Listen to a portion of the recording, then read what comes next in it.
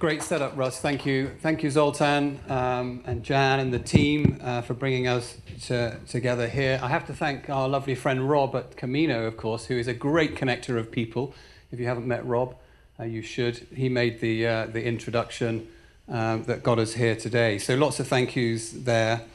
Wow, this is going to be exciting. This is such a huge topic, and it's one of those moments where you realise you are not the expert, even though you're hosting the panel, which is rather nice because the tricky questions I can hand over to the experts that are sat next to me, and we'll come on to them in a minute.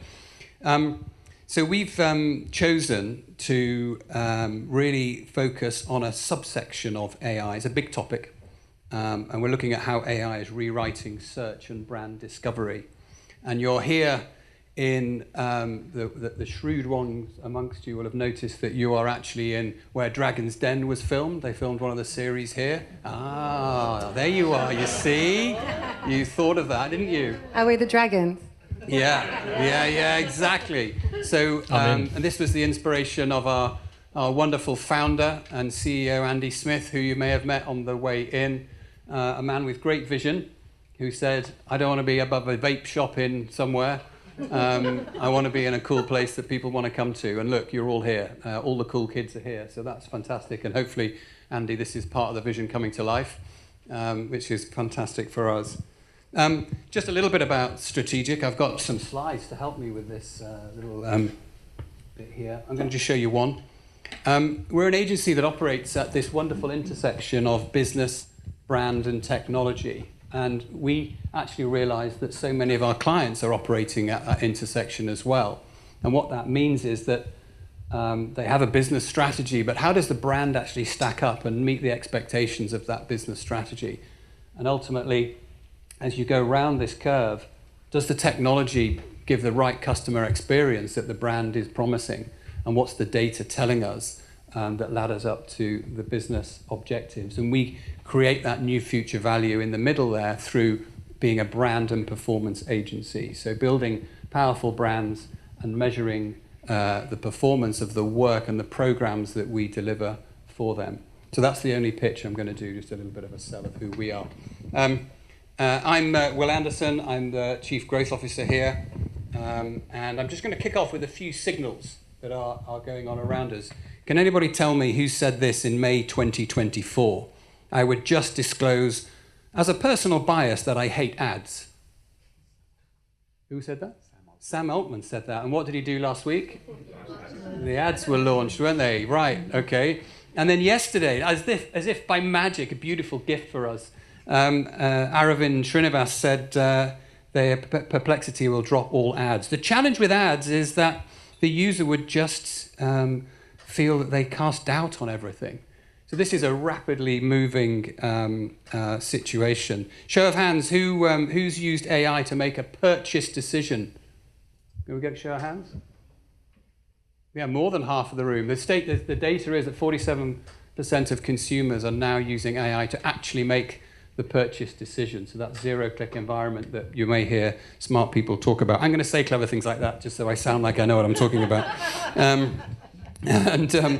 Any idea the volume of prompts on ChatGPT on a daily basis?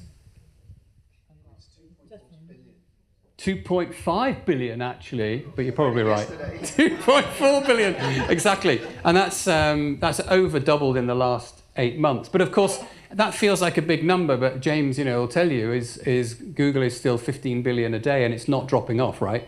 So, what's happening there is this sort of irrefutable evidence that people are using AI, but maybe going somewhere else just to check whether it's right or not, or to make that buying decision that AI has told them. And we're going to talk a little bit more about that. But what we have got is that 70% increase in prompt-based questions, the how do I, tell me, show me. And the argument there might be, are we actually handing over power now and just training robots that are going to be making decisions for us? And that's what we want to tackle today with our expert agents. Let me introduce you to our expert agents we have with us. We've got a builder and a creator and a geek. Okay, that's what I've decided to call them. We're here with the wonderful Karthik Tadinada, who is the builder. I've known Karthik for many years. You know that film on Top Gun where he says she's got a double PhD and this, that, and the other, and you don't have to salute her? This is this guy. I mean, I only have one. It's okay. So he built the technology at FeatureSpace, the fraud prevention technology, when AI and machine learning was at its infancy. And that's where I first heard the phrase deep neural networks, and was blown away by the technology that was built there that Visa bought last year for a lot of money. And he's now got his own organization called Fortify, and they're building a native Gen AI powered anti-fraud technology, which is really exciting. And you've got 15, 20 people on the team, did a fundraise last year, so it's all going extremely well. So thank you for joining us. Pleasure. Rebecca, the creator.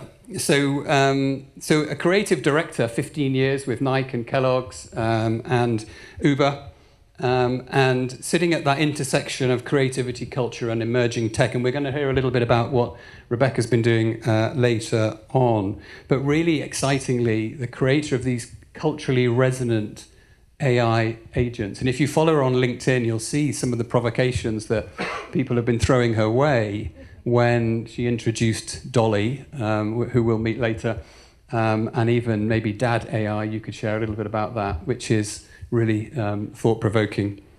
And at the end there, our wonderful Chief Product Officer from StrategiQ, James Bavington, the self-confessed geek. This guy was a born developer and has spent the last 20 years working with some amazing global brands like AP and Gore and many others, sort of fixing their growth engines with data and tech. So an e-commerce expert, somebody who knows his way around that development world, and in particular the bit around how AI and technology folds into it.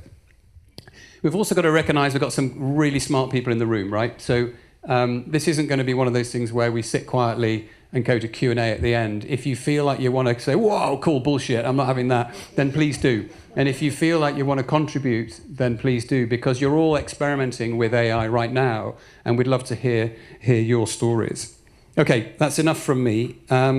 So the first question to you, Karthik, is just talk to us a little bit about where you are seeing AI have the most influence, or it's having the most change in your daily life and the work that you're doing. Yeah, sure. So I think obviously when you kind of run a tech company, like a lot of the work that needs to be done is like software development, right? And Rebecca and I were just having a great conversation just earlier about like people thinking that software engineering is like now solved, right? Like actually you enter a prompt, it's done. And actually what we find is that yeah, sure, you get some code. Is that code you want to rely on? And actually, I said that actually in a time when actually the code is almost free, what really starts to matter is what I call taste and what Rebecca calls discernment, right? And we can kind of like discuss that. But because there's so many things that, as someone who's been writing code a long time, you kind of like look at this and you say, well, that looks bad, right? Like you don't know why, but it looks bad, right? And so what we've kind of like ended up doing a lot is kind of changing the creative process of software writing, right? Like actually you don't think of like, I'm surprised that you kind of made me the builder, not the geek, but that's fine, right? Like, but actually, problem solving, in all of its guises, is like just a tremendously creative pursuit. And so whether it's kind of building fraud software or email software or kind of coming up with like a campaign, what we found super helpful is just experimenting with like 20 different ideas and kind of like being able to mix and match the best ideas of each one. So, as you were kind of like talking about like, the journey at FeatureSpace and things like that, like I think, and Russ was kind of saying, hey, no one's kind of really figured out like AI and like its development yet. And it's too early, right? Like actually, I think so many breakthroughs start with, hey, that's really funny. I'm really like, isn't that interesting? Like, I wonder what happens if. And I think like so much of what's happening with AI is exactly that phase, right? Like I say, there's lots of little people kind of discovering knowledge, sharing it, that then kind of like becomes collection of best practice, right? So that's on the coding side. And then of course, like I also am trying to run a business, get discovered, all of these other things. And one of the things that we've kind of found to be quite helpful is exactly like kind of training the algorithm to find you, right? So rather than kind of saying, we are this or something like that, you want answers to very specific questions, right? Like so from my example, okay, well, how do I get compliant with FATF regulation like as soon as possible? Or like, how do I write a rule to kind of to kind of identify cash laundering transactions or something like that. So you kind of are starting to get super specific and you want to answer questions that are almost providing value instantly, right? Like how do I? And it's not like a brand level thing, things like that. It is like very specific things. And we've kind of seen like probably almost exactly in that ratio, right? Like probably 10% of our search traffic is via like bots and things like that, but like actually so much more is actually via Google. So I think it's early days, but what I do think that Gen AI has changed quite a lot is getting people comfortable like looking at and thinking about and operating in a data-driven way, because you no longer have to kind of like deal with like thousands of Excel formulas or all of that kind of stuff. You can say, well, here's my CSV, tell me about this. And like chances are it kind of gets that way. So I think it's a fabulous combination of allowing you to be a lot more creative, like run a lot more experiments because the cost of the experiments is really small, allowing you to be a lot more data-driven because you don't have to write Python code to analyze this like dirty data that comes from somewhere else. But again, it's about also kind of running an organization that enables that, right? Kind of encouraging people to think about experimenting, to think about being data-driven, things like that. So okay. That's probably Rebecca, too much. What do you think? Can you say the question again? So how is AI being different in my... Yeah, so what we're saying is like, what are machines doing? When you, in your day-to-day, Yes. where are you seeing it have the most influence and the most change? Before we go deep, it's that kind of top-level picture. Sure. Where are you seeing it have the most change? So what's really interesting with that question is like on every single level, from the way I work, the way I talk to people, it's just so hard. So I'll just pick maybe sort of one example just to give a bit of context to what we're talking about, taste. So being in the creative world, I see a lot, especially on LinkedIn, these kind of messages that say, it's okay, AI is here, but they won't replace taste. And for me, I get angry with that, and I'll tell you why. Because if you're kind of new, you're a new creative, or even maybe older, AI is very good at showing you something clever that looks like it knows taste. So actually saying that it can't be replaced, yes, it's true, yes and no. And I'll say a lot of that with AI. It's yes and no. In some ways, a part of you will go, no, that's not quite right. But someone that's not very familiar in the creative world might go, this is great, this is amazing.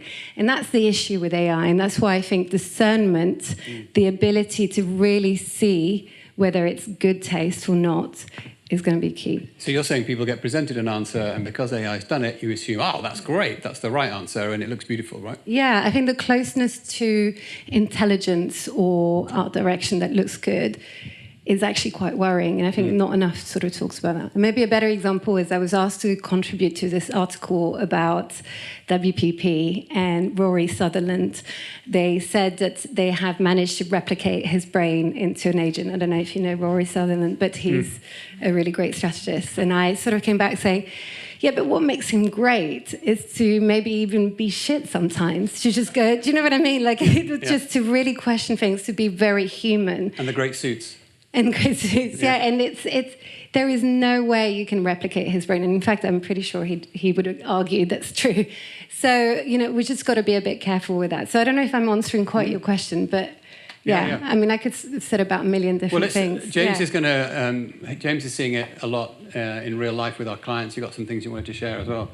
I can do the clicker when you're ready. Yeah, I think there's two ways really I've been looking at the way that AI is changing influence. One is my own personal experience. How do I use AI to perform research, or last night I decided to activate Netflix's AI search, which didn't go so well because it actually recommended no movies that star Jim Carrey. Don't enable it if you do get offered that this evening. But the other lens I look at it is, what are our clients, what are the brands talking to us about, what questions are they asking? And something really stood out to me. It's over a year ago now, where a CMO said, I'm using ChatGPT to do everything now, therefore our consumers surely are. What's our strategy to be found in these platforms?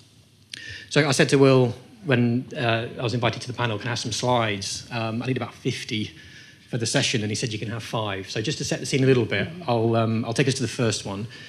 This was a taste of what we know as AI overviews, which were launched in May 2024, which incredibly is almost 2 years ago. And the relevancy of this slide is just showing how imperfect, even from the outset, AI overviews were, where they were recommended you could mix glue into pizza sauce to create a tackiness. ChatGPT had that first mover advantage. Google had to bring out a product that they were in very early development stages on. And then even just last week, if you jump to the next slide, Will, this is just the latest strange hallucination doing the rounds on LinkedIn, recommending that it's probably a better idea to walk to the car wash than take the car. So, these tools, these systems, they're not perfect yet, but people are using them to be informed about making decisions and getting from one point to another.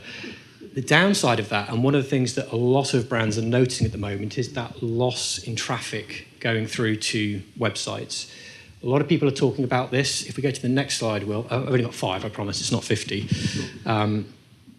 Wikipedia, they did a study last October, and what is considered one of the last great remaining websites of content on the internet, they actually managed to scrape away all the data showing all the bots and crawlers harvesting their data, and to notice they're actually about 8% down on visits. And that's because people are using AI chatbots to get answers that were perhaps more traditionally going and reading a whole article about. And perhaps one of the most industries that are suffering with AI is the news and media industry. So the next slide shows, again, last autumn, how a lot of publications are struggling to get eyeballs on content because news is being synthesized by AI chatbots, irrespective of the source. And that's forcing a lot of publishers to consider how they monetize their content, even licensing it now for large language models to learn and train on.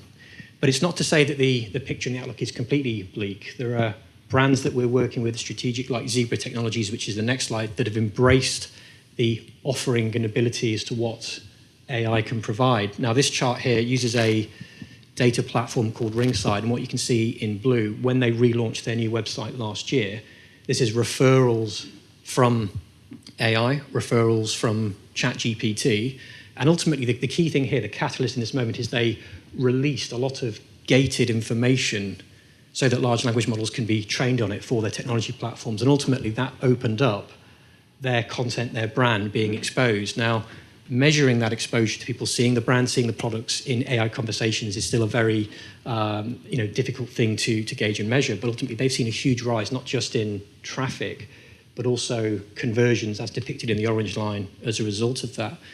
And all the while, this strategy, this tactic also meant that, if we go to the next slide, that their organic traffic over the last 6 months zone has been up. So there are brands out there are strategies that can work, that can actually really help surface content in the sort of AI chatbots.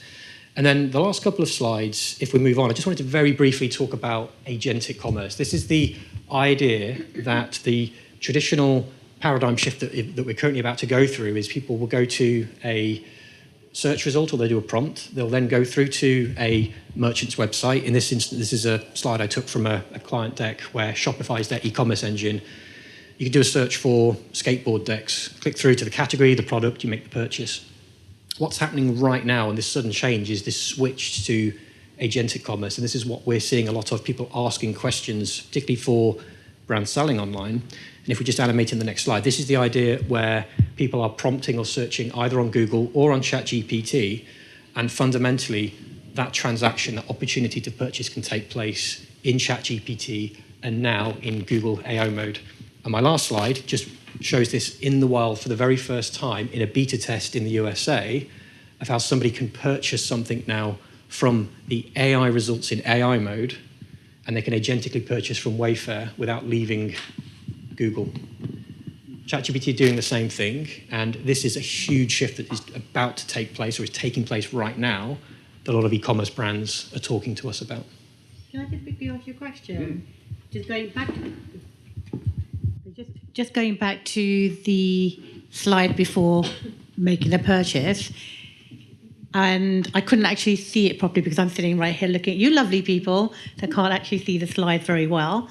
Are you saying that company where you gave the graph, they gave some information that may have traditionally been behind a paywall, made it available, which actually was a good thing for them because they were being quoted on, let's say, ChatGPT.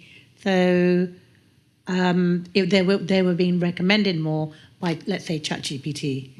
That's really interesting. Because people like to put information behind paywalls, and that's a really interesting take. So yeah, thank you for that. I'm glad I understood that well, considering I couldn't really see. No problem. And it is quite a simple tactic. There's obviously great value in holding back great content, thought leadership, asking people to provide some information to access it. But even with regards to the way that their technical specifications for their products, how you change a battery in a barcode scanner, the idea now that they're public-facing consumers using the product can actually get that result in the area results rather than having to log in and find the right PDF to sort of answer that question. Ungating content, making it available for training, has meant that not only is their organic traffic been boosted, but no doubt their presence and visibility in the AI chatbots as well. So yeah, exactly right.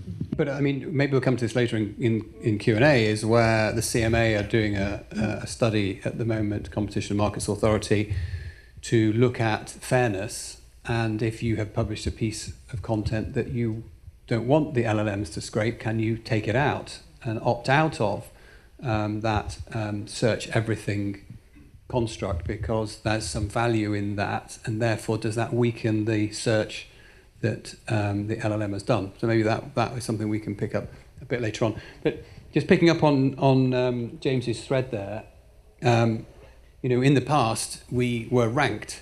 People spent a lot of money on getting Google ranks. Now we are being found and being recommended by those engines, those tools, if you like.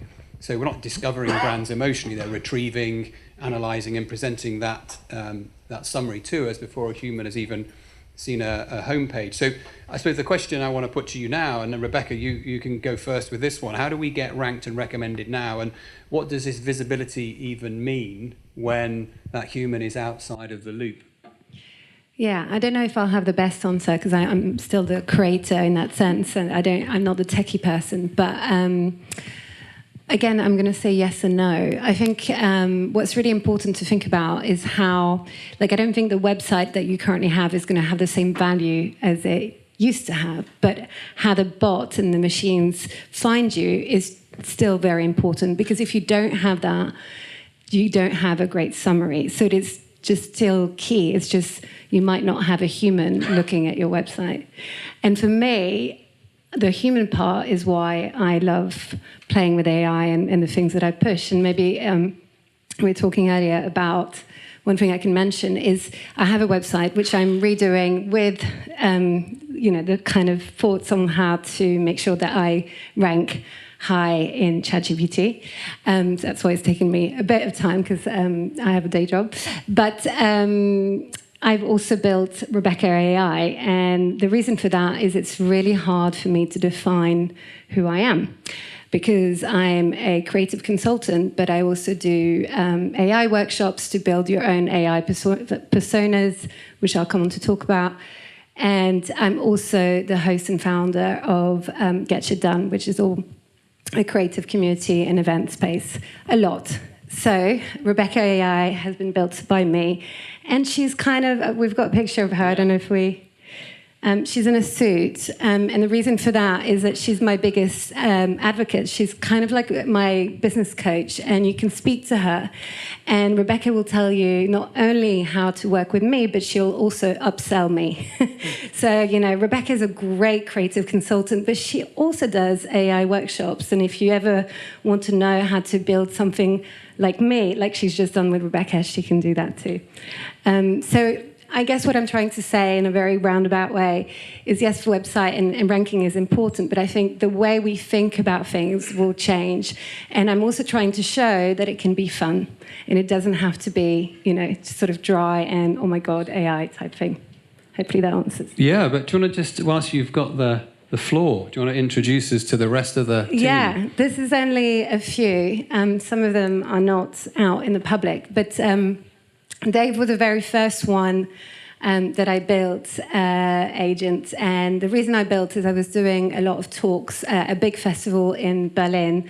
And I am not good with getting on time to flights and remembering about 1,000 different things. And also because I was talking, I needed to think about my outfits and about 1,000 different things and where the hotel was and everything else. So Dave is my personal assistant. He's called Dave because I'm a feminist, and when you think of a personal assistant, you'll often think about a woman. So yeah, he's called Dave, and I just put him out onto LinkedIn, and he went viral, and now loads of people can use Dave for free. I should say Dave is really nice, very kind. He also sort of not only put 27 calendar invites into my diary, but he also sort of helped me rehearse for all the talks that I was doing. So that's Dave, sorry, and I've got more. Roxy is your email assassin. It's always based on something that's happened to me. I had a really bad Airbnb experience, and AI is fabulous for writing really good letters. So I built Roxy so she knows, she asks for the facts, and then she writes you a killer email so you can get your money back or whatever you want. Her tagline is email assassin. You can tell I'm in advertising. So I've talked about Rebecca AI, and then the final one that's, and Roxy went viral on LinkedIn, and same with Dolly. So last year I had a really fabulous year, and I don't know about you, but I hate posting on LinkedIn. It's like a lot of people who would see me from the outside would be like, but you're so good at it. I'm terrible. So I had a really good year. I wanted to look back at 2025, but I was scared of putting that on LinkedIn. So what do I do when I'm scared of doing something? I built something. So I wanted to, AI is very good at paying you compliments, but it's never based on facts. And I like facts. I don't like making things up.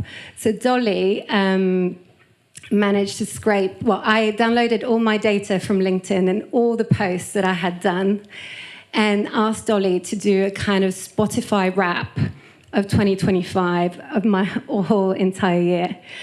And again, released her into the wild, and she kind of went viral. And what I didn't realize is how much she was helping so many different people, not only to put stuff about themselves on LinkedIn, but some woman was like, actually, I used her to get a job and help me rehearse for an interview. So wonderful. So, yeah. And you were criticised a little bit for lack of diversity, weirdly, weren't you?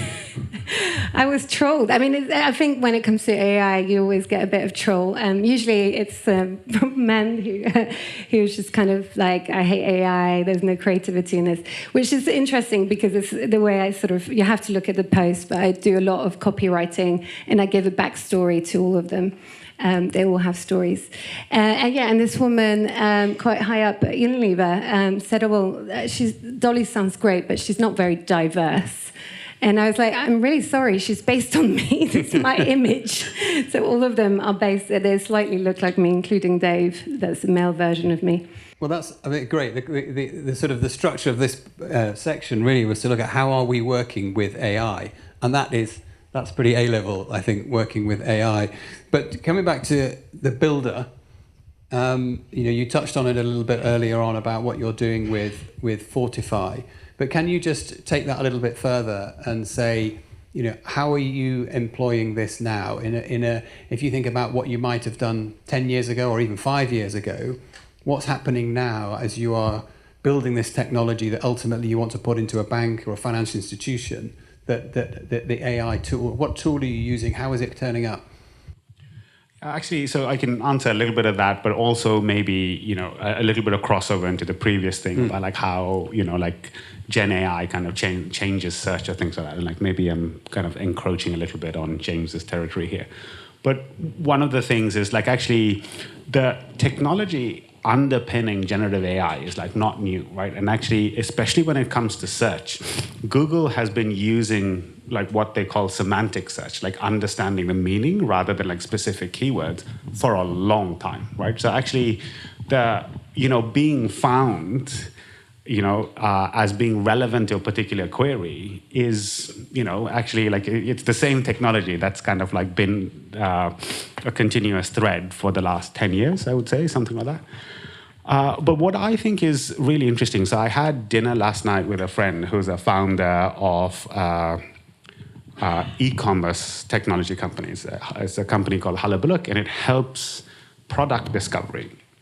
And what he's finding that's really fascinating in this Gen AI era is that he's finding that, rather than rely on the website to kind of present information in the best possible way, the AIs are exceptionally good at kind of reaching out and getting the data that they need exactly, right? So they don't care about your presentation. They're like, give me this particular piece of data and things like that, right? So actually, I was around, so this guy is like, I went to college with him. He's been a friend for a long time. I was around at the genesis of his startup. And my wife's an architect, and his founding insight for the startup is, okay, well, here is a particular sofa.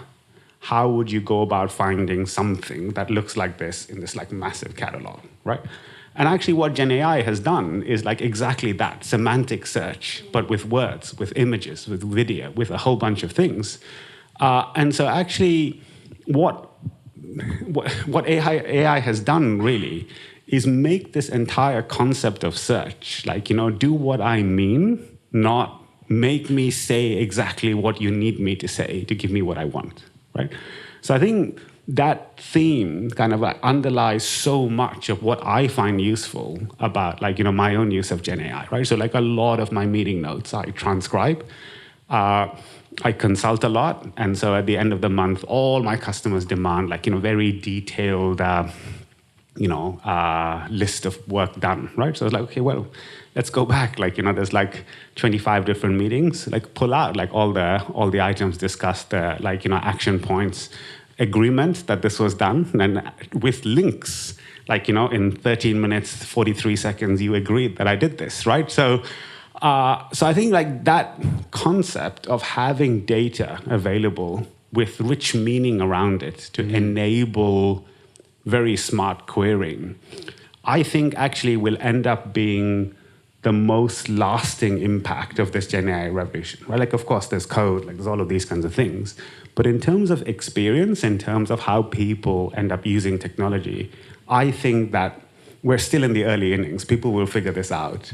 But enabling people to search for what I mean, rather than exactly what you need me to say, I think will be like a real game changer. Wow.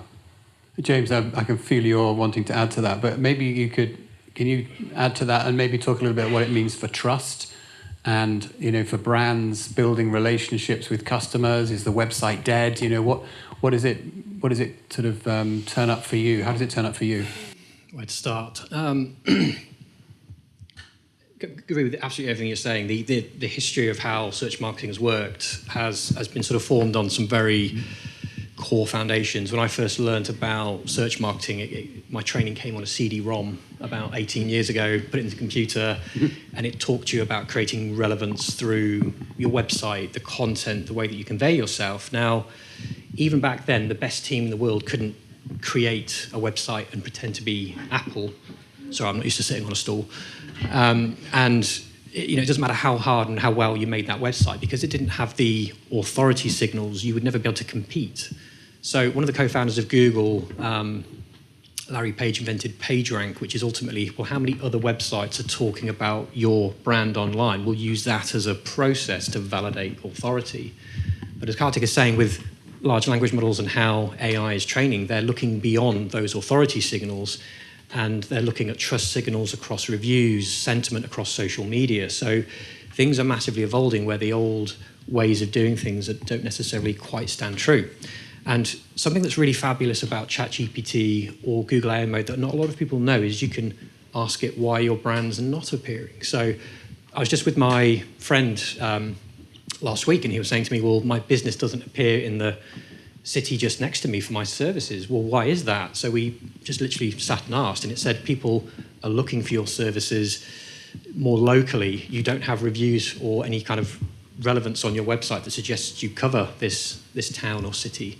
So if you're doing any experimentation, at home, or you're, with your own brand, and you're asking a prompt where you're hoping or expecting to see a result which might be your product or your brand, and you're not there, ask why, and it will tell you, and it will give you that existing sentiment, and also that will help guide your marketing activity as to how you can bring your products and services or brand forward. So that brings in the role of websites. I was at a conference last year. Anne and I were talking about this earlier, where there was somebody on stage saying you're not going to need websites in the years to come.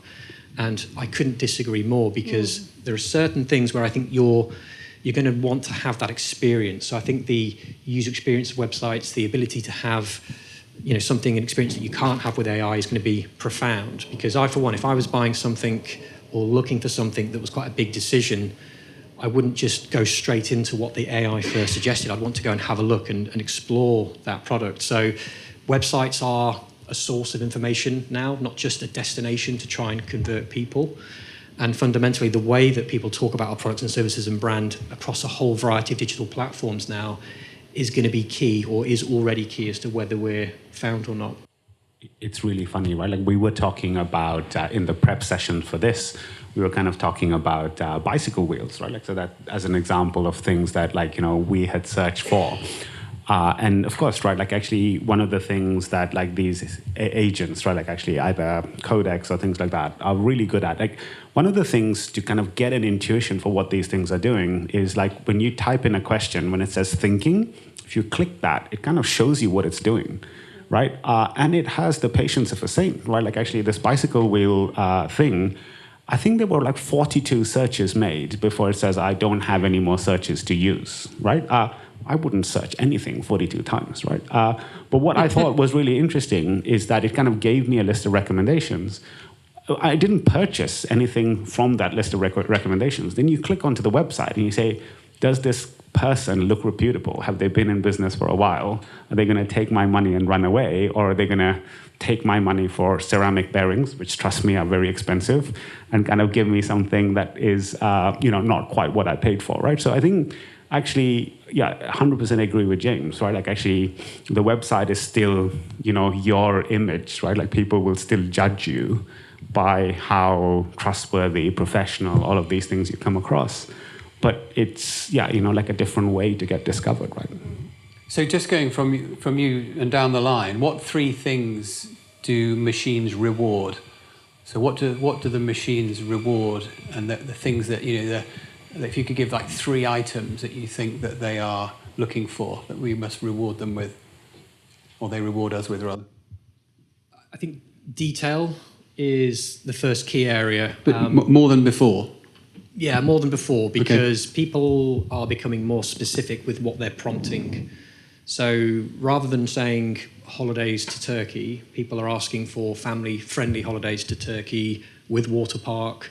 You can probably tell where I'm hoping to go this summer now with my kids. And therefore, if you have a brand with information that has that level of detail, that is being rewarded because of the specificity of searching, matching the intent for your product. The second thing is, I think, trust and signals. There has to be evidence and proof. People talking about your product or services on Reddit, Trustpilot reviews. These are all factors that allow the large language models, the crawlers, to train on these validation points. You wanted three, didn't you? Mm. I think the other part to it is something that's very difficult to develop, which is brand.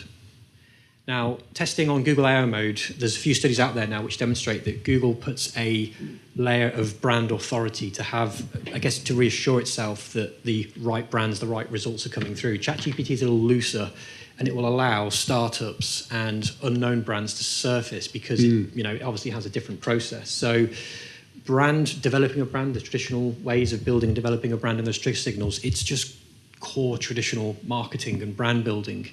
So a junior brand can get up the hill quicker. Is that what you're implying? I don't want to put words in your mouth. I think if anything, at the moment, with the way that brands are being prioritized, Google are prioritizing more established brands. Right. There's a bit of a safety blanket, perhaps.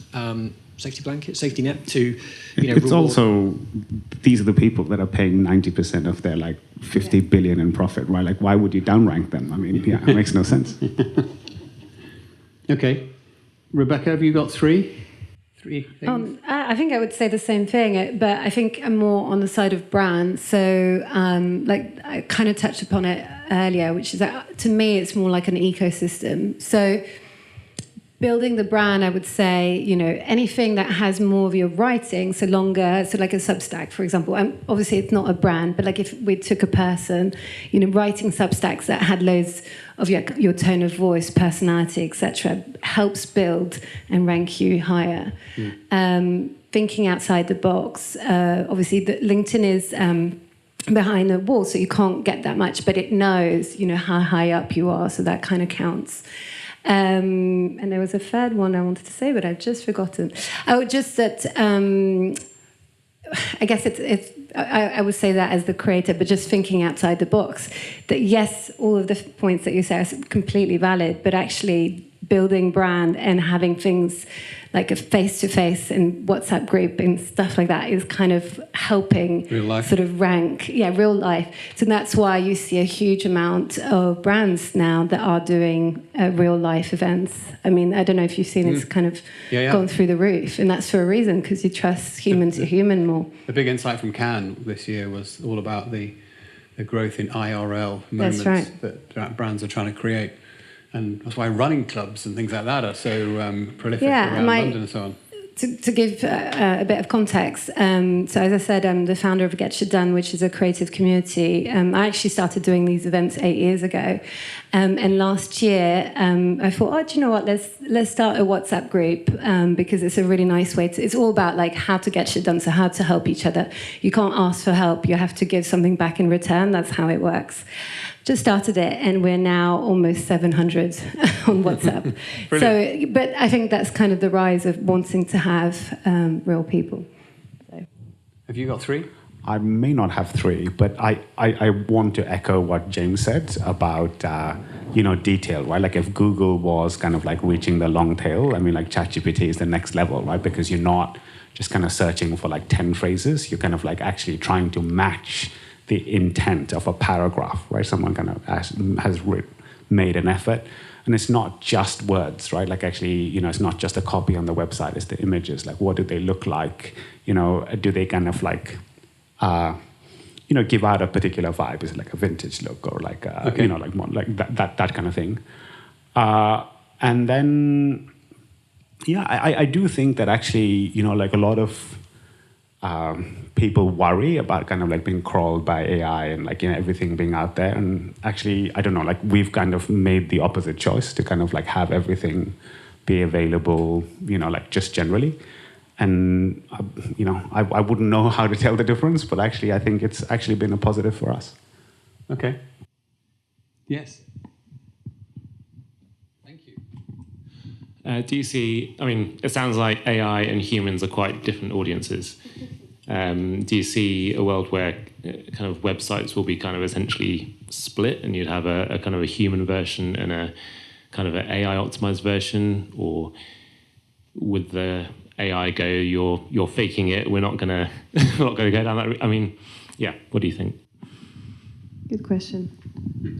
This is already happening at the moment. There are brands we're working with where there are people taking advantage of this new industry, generative engine optimization, I think it's being called, and content at scales generated by AI is being injected into brands' websites for the sole purpose of appearing for prompts. And John Mueller from Google's community team has said there's going to be a lot of companies making money undoing that work this year because ultimately it's just a short-term tactic. Now, whether websites could be written specifically for training purposes, it does create the point and argument as, well, why not also make the same experience available for humans? I think it's possible, but I think there would have to be a standard, and it be something that's kind of like, that we're sort of used to having in a protocols for how you do it. But I think at the moment, the information, if it's not relevant for human beings, why would it be relevant for AI, would be the perspective I put on that question. Can I come back? I just have one more thing to add, right? Like, I think one of the things that, so people ask me this about agentic commerce, right? So I kind of work in payments. People are like, AI is kind of doing all the purchasing, things like that. I think if you step back a bit, behind every purchase, there's a human need, right? So actually, do I really believe that, like, actually the volume of goods bought is going to, like, triple overnight? Human need is not, it doesn't triple overnight, right? Like, actually, there's a finite quantity of money. There's finite human intent behind this, finite human capability behind this. So what I do think is that, particularly if you look at how AI agents search, you get a lot of searches for, like, very adjacent terms. So you might get, like, a lot more searches per, like, conversion or something like that. But I'm really, if you kind of, like, strip back, like, like search and, like, all of these kinds of things, it's fundamentally a commercial transaction. A human needs to want to buy. And, like, actually, I think it's really important that you don't forget that, right? But yeah, I wonder if we buy in different ways. Like, as a human, I want simplicity. I want to breathe a sigh of relief that I'm coming in somewhere and they've got it all sorted and they're showing me what I want. But as AI, it sounds like actually they want everything because they want to be able to kind of scrape it all and they want to kind of grab all the juice. I think it really depends on what you're purchasing. I mean, I don't know, first thing that comes into mind is if you're purchasing batteries, you're like, yeah, I'll take the first one. But if you're purchasing a house, you're not going to trust AI. So I think it all depends. I think I agree with you that I think for me, it's a pendulum. At the moment, the pendulum has swung like this. And yes, there is this fear and there's just so much going on, etc. But I think ultimately that pendulum is going to, slowly, hopefully soon, go back in the middle. And I think to your point is that, or your point is like, we're humans. We are never going to fall for all these websites that have 100 pages just so that it's sort of good for the bots. I think it's always going to be about content and about trust and everything else. And again, we will trust our human to human more. Which is a great segue for my final question. How are energy levels, by the way? Is everybody doing okay? Excellent. And there's Andy. more questions. Yeah.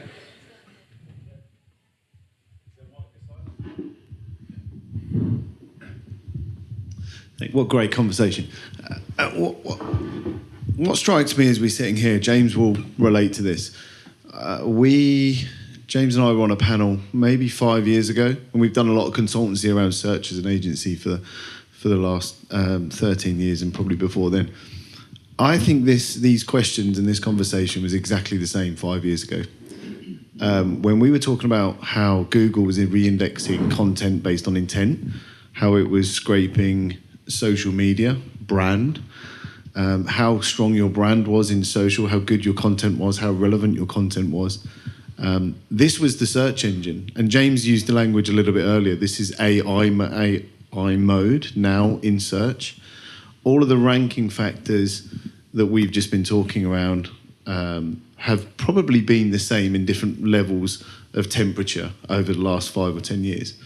So what strikes me is the authenticity of the intent, and we've used these words. It's the behavioural science that sits behind the questionnaire. The human needs. We have different. We buy in different ways. We buy in different moments, and I think we just keep those basics in mind. If you're authentic as a brand, if your content is authentic, and you create the right level of behavioural science behind the message you're putting out there, then the bots will find you. What's actually happening now is the pendulum, which I like that analogy. I think what we're doing now is pace. It's the pace that we can achieve stuff is different. And we've just got another competitor for Google, because how is visibility shifting and rewriting search? Google has finally got the competitor that it hasn't had. Bing has played at it for a while, hasn't been able to do it. This is a really big shift in terms of the behavioural choices that we make and where we find information. But the ranking factors for us as humans and are the same. And I can see Karthik laughing. There's so many synergies between what we were talking about 5 years ago with AI versus for Google. In my opinion, just listen to this, and smart people in the room may agree or disagree. Just to go back to the previous question and to kind of answer that, to kind of rejoin what Andy said, right? Actually, Google is like a big company. They spend a lot of money thinking about presenting and ranking answers a particular way. Several $100 billion went into thinking about that, right? So I think, in terms of, humans want simplicity, yes, right? But these agents, right, like ChatGPT or whatever it is, will be reinforcement learned to within an inch of their lives to give humans the simplicity that they crave, right? Actually, all of the ideas that Google discovered in terms of presenting answers to humans, kind of relevance, things like that, they just don't go away, right? Humans don't change at this pace. Also, one thing that we haven't covered, and I know we have to be careful not to go too much, but the key thing we're going to see this year and next year is memory. So at the moment, you go on ChatGPT and it won't remember everything unless you make it, and that's a really good tool. Just every time you want it to memorize something, say, add this to my memory. But soon it will know you more and more. So when it comes to ranking and SEO and everything else, it will just be very much more specific to your needs and what you want. So it will be very, very different. So this is a nice way to sort of move on to that great Jeff Bezos phrase where he says he spends more time thinking about what won't change than what will change. So as we have spent most of the evening talking about change and pace of change and lots of exciting things, what do we believe is not going to change? What are those truisms that will endure throughout the rise of AI, particularly in search? Who wants to go first? No, it's gone down there somewhere. What's going to stay the same?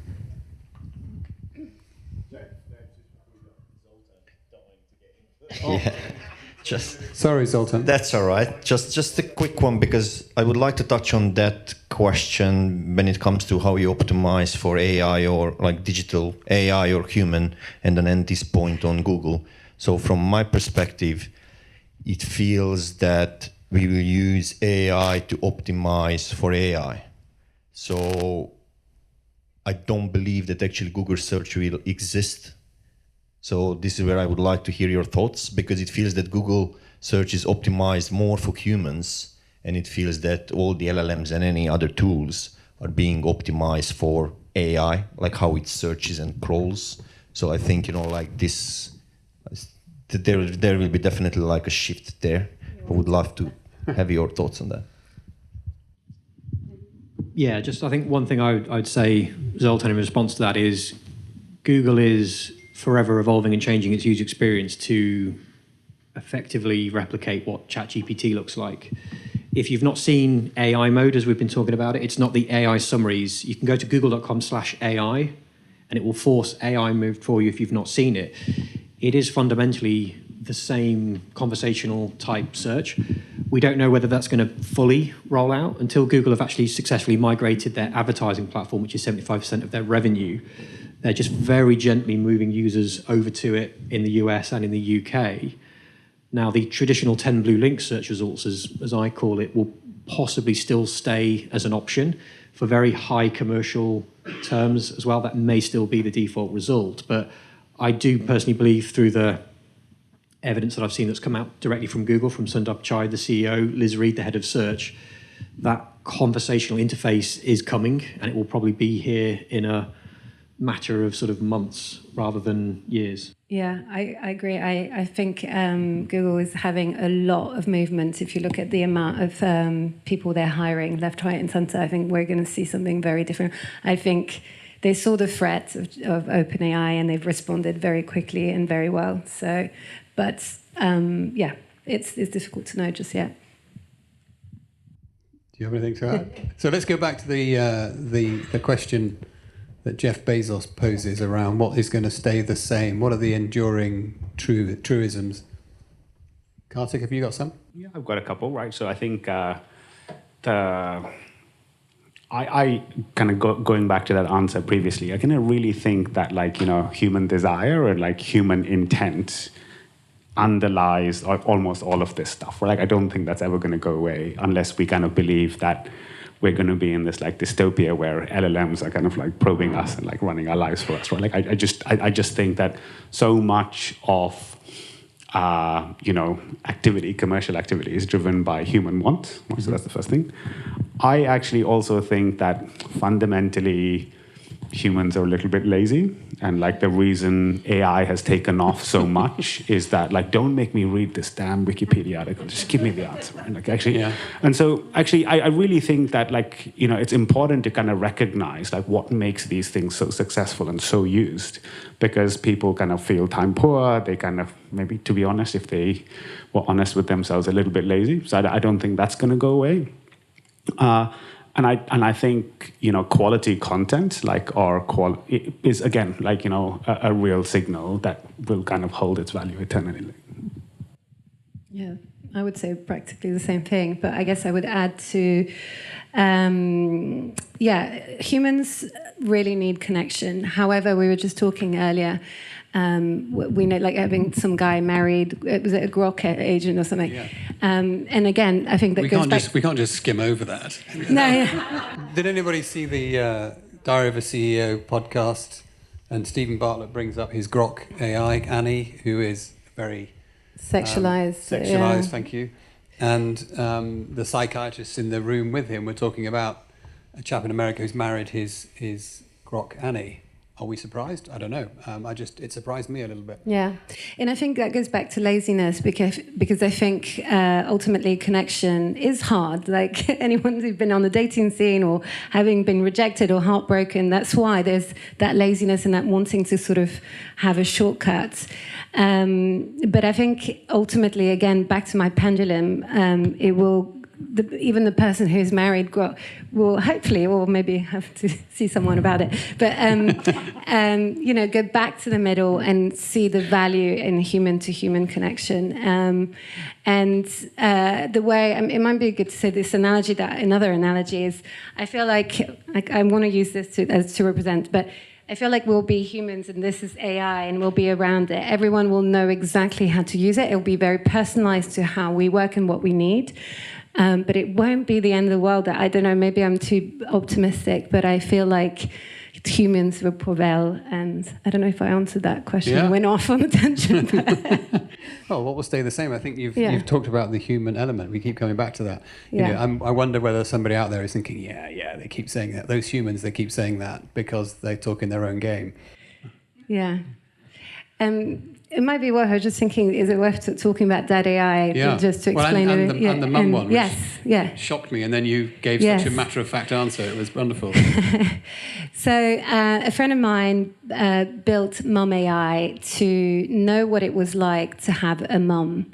He is estranged from his mum. He had a very troubled upbringing, and so he didn't know what a nurturing mum looks like. So he built her. And he was able to just get so much love. And I said to him, I recognize, because that sounds so wrong, I played with Mum AI. I know what she sounds like. And so I was like, oh my God, you sound like her almost. And it really sort of helped him a lot. And then we're kind of creative partners in AI. And so I was sort of talking to him, and I lost my dad almost 3 years ago now. And I thought, I wonder if I could build that AI. Again, this is sound weird. I didn't, but I scraped all the WhatsApp messages that I had from my dad, and because my dad was extremely good on text messages and very loving, and I wanted to see if I could rebuild him on AI. It is not him, but sometimes it's really lovely to be able to speak to my dad, and it really helped in terms of grief. So I guess the reason I'm saying these two stories is, again, one of the things I want to do is to show a different side of AI, not so horrific or anything, but actually ways in which that we can help ourselves that is completely different, I guess. Lovely story. James, what do you think? Yeah, I was going to go back to talking about bike wheels again, but kind of almost feels irrelevant. I think as humans, right, we're always looking for the path of least resistance. Is this one not on? So, quick swap. How about now? As humans, we're always looking for the path of least resistance. True story. Just early in the week, I've got an electric car. The charger on the motorway just wouldn't come out when I was pushing the button. 8 o'clock at night, the kids are getting screwy in the back of the car, and I'm there googling it, how to unplug, and then you click through to Piston Head's website, and I'm trying to scroll down to find the answer.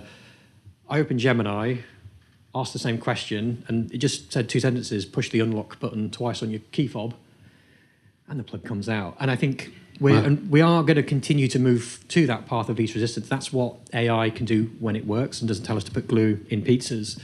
But to answer your question, Will, what I think fundamentally will not change is that consumers are looking for the best possible product or service at the best price. That is not going to change. So going back to the carbon fibre bike wheels, yes, if I'm in the market looking for a £1,000 set of wheels, which I'm not, as my wife often tells me, I'm going to be performing searching. AI gives me the ability to canvas multiple products, multiple brands, and to synthesize those. I can then go and look at those products on YouTube, social media, make an informed decision. But ultimately, I'm still attracted to the right product for me. So for me, what will fundamentally not change is the quality of brands, the services they provide, the products that they make. We just have more tools now to scrutinize those products and brands. Lovely, lovely. Thank you. Right. So, need and human desire, laziness, quality. Don't be beige, I think you said when we were talking about this. Don't be beige, be pink. Wonderful. So, thank you. Let's open it up to the floor a little bit. Let's have some questions. That'd be great to hear from some people. Thank you. Tell us who you are as well. We'd like to know. I'm Robin. Hello, Robin. And I'm interested, you've talked quite a bit about product, brand, but many of us are in the game of selling our human expertise, the experience, the knowledge that we've gained. And it's obviously an increasingly growing market where humans are selling intellectual capital. I'm really interested by perhaps what we've seen up till now is the model where we create a personal brand or a company brand, we put it on a website. Humans are always susceptible to bullshit baffles brains. And we tend to put our content behind a paywall. So maybe you write a book, you try to sell a book. Nobody makes money from selling books, but it supports your credibility. You mentioned Substack. I might post some stuff on LinkedIn. So some stuff that's free, some stuff that's behind a paywall. But given where you are with search and discovery, I'm interested to know what each of you think about whether you'd get more value from not hiding your content behind the paywall, but just putting it into the public domain. And then maybe there's more value from, for example, speaking, consulting, and more obvious business fee-paying stuff, rather than actually hiding your book or books behind a paywall. And why not just give it away and you become more discoverable by AI? It's a question I'd be really interested to answer. I'm sure others as well. We know a lot of people now putting documents, CVs into AI, particularly when recruiting. And one thing that stood out to me, which I think is quite relevant to this, is I was asked to be on a panel about AI at BT and EE's head offices. And what I didn't realise that the team were doing, who were sourcing speakers, were using AI to discover expertise and validate who these people were that were being put forward. So, this is something that I've come to realise, like yourself, I don't find myself gravitated towards writing LinkedIn posts. I absorb and read a lot of information, but I don't put a huge amount of information out there. Maybe I don't like doing it, maybe I haven't got time, I don't know. But ultimately, I noticed for the first time that I was perhaps at a disadvantage because I was asked for further information to corroborate I was who this person said I was that said you should get James to speak at this event.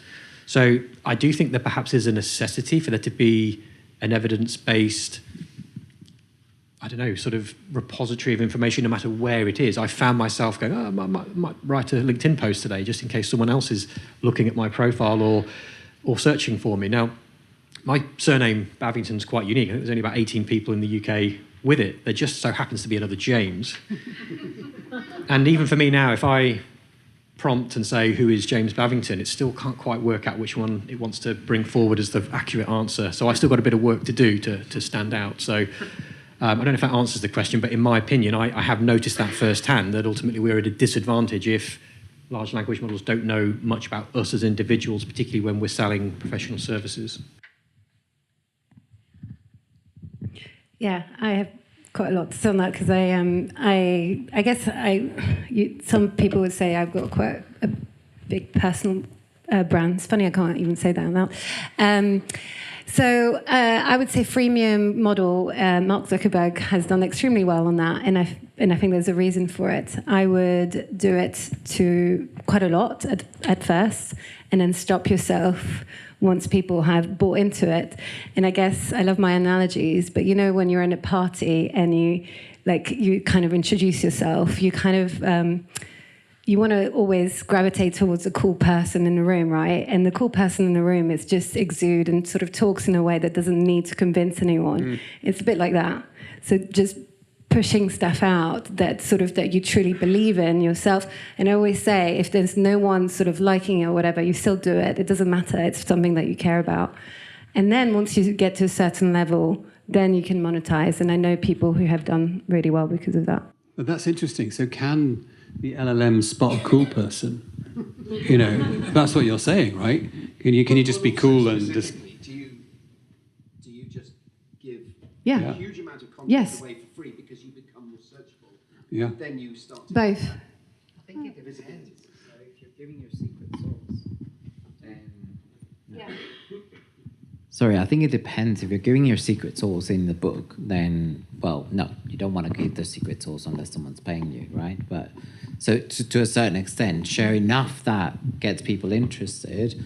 But if there's something that is so unique, that's something people are willing to pay for. Right? So we run like a reasonably large consulting business, and I think maybe it's worth, like, if I step back a little bit and kind of when we kind of talk about AI visibility or things like that, it's actually like helpful. So my mental model is, in the good old days, if I was searching for like bike whips or something like that, I look at Google, 100 different pages, you open them, then you search, I don't know, like DT Swiss Reddit, and then you kind of like look at that, and then you look at something else and things like that. And the way I kind of look at AI discovery particularly is all of that on steroids, right? So actually the AI knows to look for Reddit. AI knows to kind of like look at all of these things. So what it does is it kind of not only opens all the links, opens all the Reddit, understands the sentiment. You hope. I mean, we're trusting this thing to have done what we think it's done, right? I mean, you can inspect the traces, right? So if you kind of like click on that, sorry. Yeah, it tells you, right? Like if you inspect the thinking and you click on it, it'll say searching for something Reddit, searching for something LinkedIn, searching for something LinkedIn. But that's because ultimately it has changed in terms of how the search works. So information retrieval has moved from a deterministic crawl, rank, index to a probabilistic retrieve, synthesize, and cite. And so what it's doing is, and coming to your point about, do you just put more content out?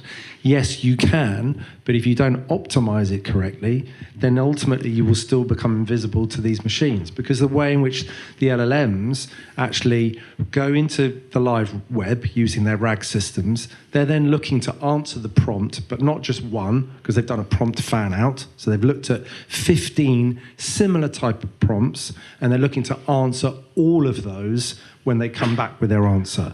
So if you haven't, as a brand or a service, been able to optimize your content so that those machines can come in, find a chunk of text normally, so they're not even looking at a whole article, they're looking at chunks of text.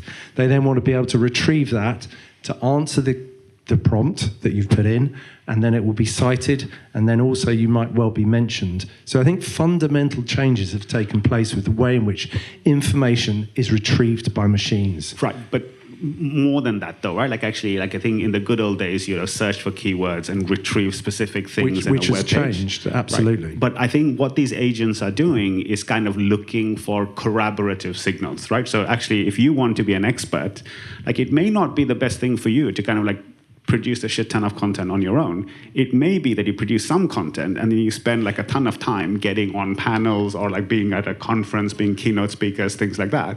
Because what these models are doing is mimicking the process by which humans use to kind of understand quality and like all of these other things that people would have done to check up on you, second order, third order checks, they're all automated, right? So it may well be the case that like, you know, some content gets you past the first order check, but if you have like no other reputation or corroborative signals, you fail that second order filter. But that's why that third party element is so important, isn't it? Yeah. So that you're optimizing what you stand for, your topics, your entities, so your sort of knowledge graph relationship that you then need to have on third-party sites, whether it's Reddit, whether it's LinkedIn, whether it's YouTube, all of those are forming part of, or it's professional bodies, how those machines then work out whether or not you're a corroborative and a trustworthy source of information, and that's where you'll get through to the answers. So that visibility piece is definitely shifting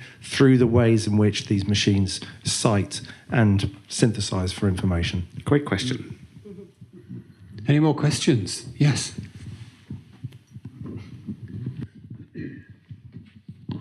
Hi, my name is Michael. I'm building something called Reputable.bot. I'd just like to challenge one of the themes that is kind of running through the panel, which is human centrality, particularly with you, Karthik, when you're talking about payments.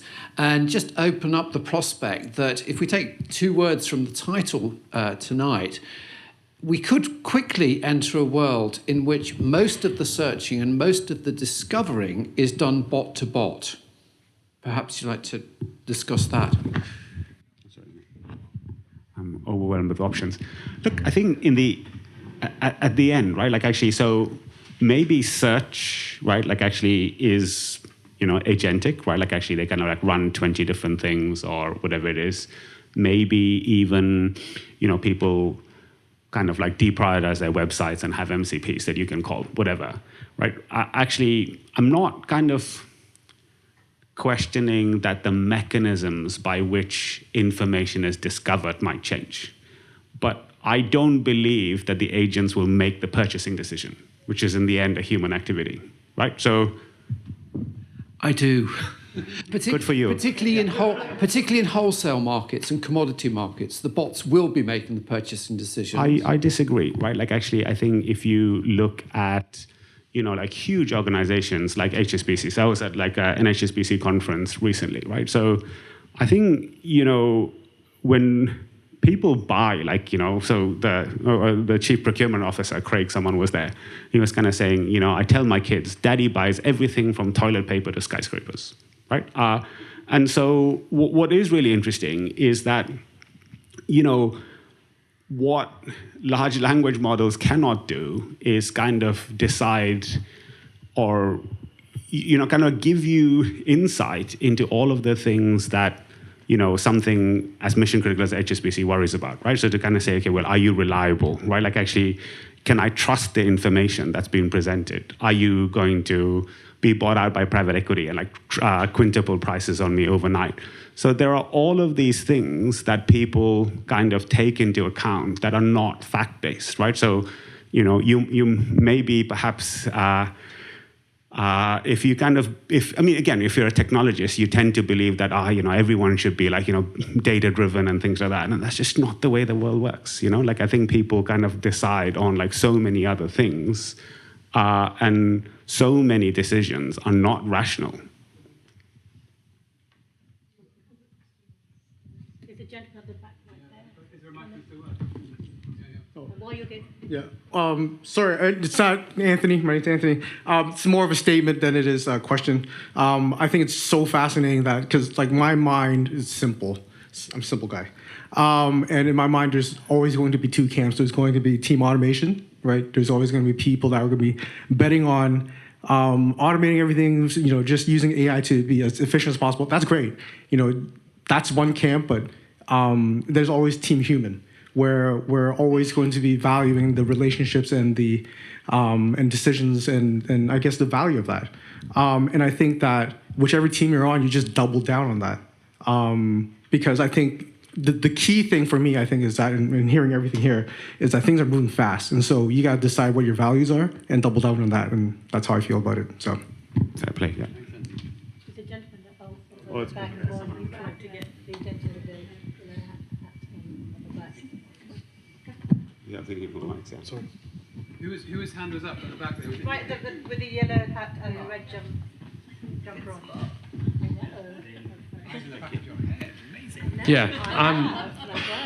In the 1960s, Apollo astronaut Gus Grissom was asked by a journalist, why risk your life to go to the moon? And what he said was that the adventure is worth the risk because the moon is only understandable to men in the context that other men understand.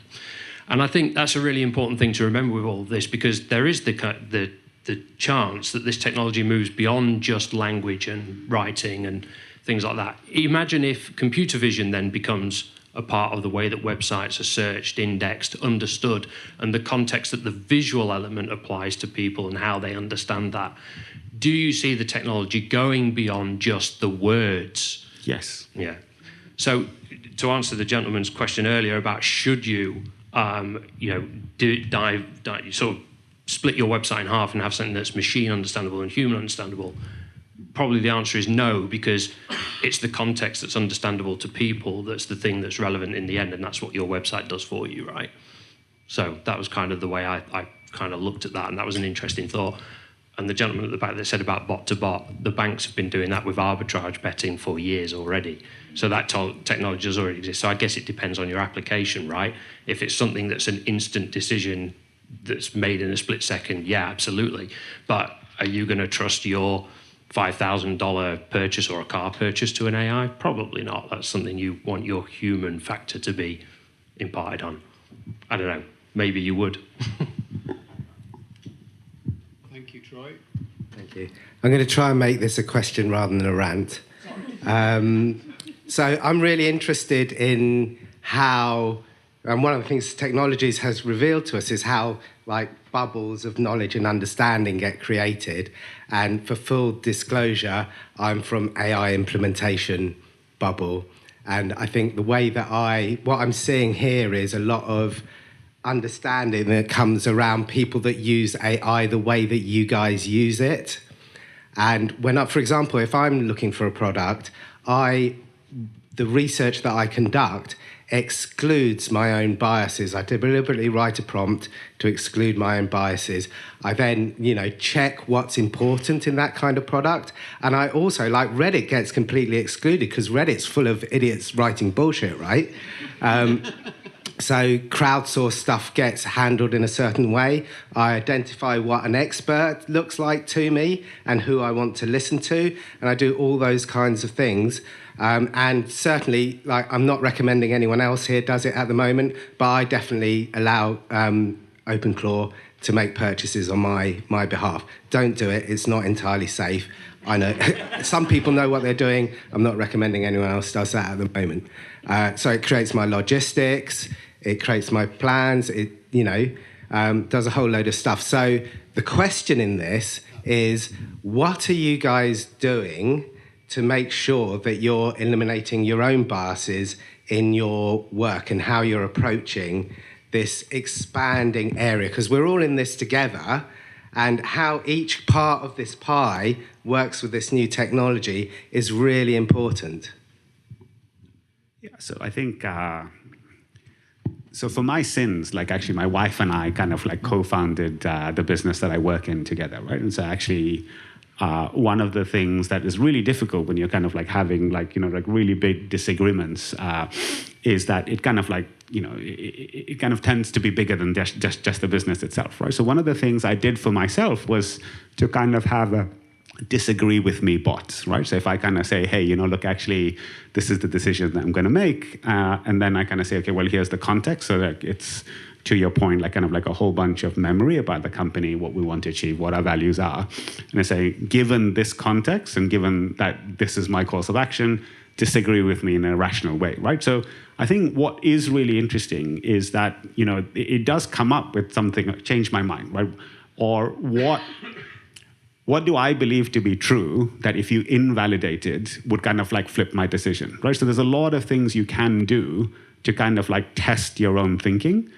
I think, again, you wouldn't want to do that for everything, right? Like there's a lot of decisions about like what soap to buy that actually, I don't want to spend that kind of like mental energy on. But of course, right, if you're kind of making big investments, things like that, then yeah, sure, you do spend the time kind of looking at things from a different perspective. Yeah, I agree. I think it's all kind of valid point. I mean, the agent to agent, I agree. I think there's people doing that right now. My mate, his agent, like spent way too much money on something, and it was awful. So I think it goes back to laziness. Like, of course, you will that, and also it's not just laziness; it's the excitement that he spent 500 quid on something, So I think it's totally possible. But then again, the pendulum will go back to us being human, or sometimes it won't. But there'll be a group of us that will, be a bit more discerning about what to purchase. I don't know if that helps, but. Yeah. Are you getting the nourishment from your panel? Sorry? Are you getting the nourishment from the panel on your question? I think thank you for that. I think my question is more about your whole philosophical approach. How are you sanity testing that against your own biases and your own starting points?